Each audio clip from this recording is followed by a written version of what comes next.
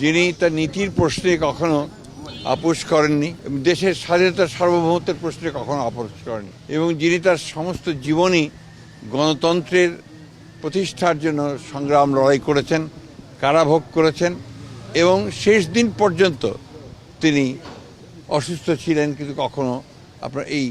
দেশ ছেড়ে চলে যাননি। এই যে দেশের প্রতি ভালোবাসা, মাটির প্রতি ভালোবাসা, মানুষের প্রতি ভালোবাসা, এটাই সমস্ত মানুষকে আলোড়িত করেছে। এবং তার এই দেশের এই ক্রান্তি লগ্নে যখন তার অভিভাবকত্ব সবচেয়ে বেশি প্রয়োজন ছিল, সেই সময় তার চলে যাওয়ায় মানুষ সেই কারণেই সবচেয়ে মর্মাহত হয়েছে। এবং তারা সেই কারণে দেশনেত্রীর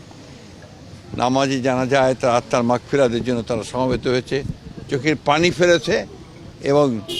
অত্যন্ত এই আশা নিয়ে গেছে যে তার এই চলে যাওয়ার মধ্য দিয়ে দেশের মানুষ গণতন্ত্রকে প্রতিষ্ঠার দিকে যে কর্তব্য পালন করা, সেই কর্তব্য তারা পালন করবে এবং আগামী নির্বাচনকে সুষ্ঠু, অবাধ, নিরপেক্ষ করে এই দেশের পক্ষে যে শক্তি আছে বাংলাদেশ জাতীয়তাবাদী দল, সেইটাকে তারা বিজয়ী করবে বলে আমি মনে করি। দেশনেত্রী বেগম খালেদা জিয়া যে একটা অবস্থান তৈরি করে গেছেন এবং তার পুত্র আমাদের নেতা যারা তারেক রহমান সাহেব, এর যেমন একটা দায়িত্ব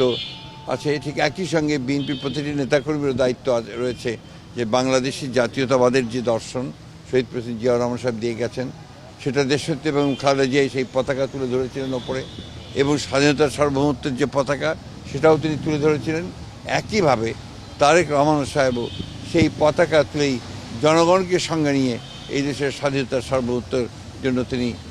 কাজ করবেন, রক্ষা করার জন্য কাজ করবেন এবং তাকে সুসংগত করবেন এবং গণতন্ত্রকে প্রতিষ্ঠা করবেন, এটাই মানুষের প্রত্যাশা। ম্যাডামের চলে যাওয়ার মধ্য দিয়ে যে জনগণের যে ভালোবাসা তৈরি হয়েছে, যে একটা আপনার আমি বলতে পারি যে মানুষের মধ্যে ইমোশনস কাজ করছে, সেই ইমোশনসগুলো তো নিঃসন্দেহে বাংলাদেশ জাতীয়তাবাদী দলকে আরও বেশি শক্তিশালী করবে। 4 গুণ শক্তিশালী এনজাইম ও অধিক ফেনা সমৃদ্ধ অরিক সিলভার ওয়াশ মাত্র 70 টাকায়।